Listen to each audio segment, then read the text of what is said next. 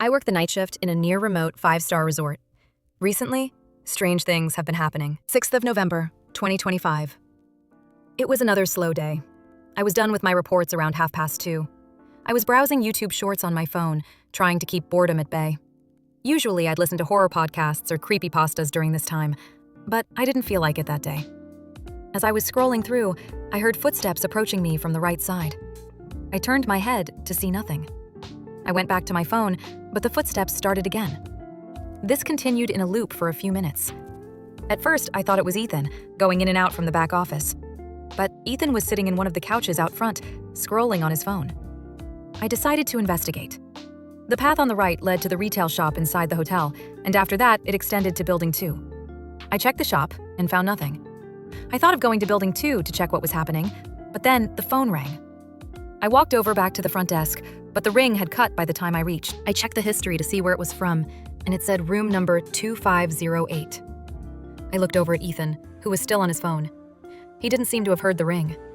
I tried calling back to the room, but got no response. A few minutes later, the phone rang again. It was the same room. I picked it up. "Good morning, you're connected to the front desk. How may I assist you?" The words came out by habit. "Oh, hey, good morning. Can we get a couple of water bottles to the room?" It was a woman's voice. "We're in the room. Honey, what room are we in? 2508. "Of course, ma'am. We'll send them right away."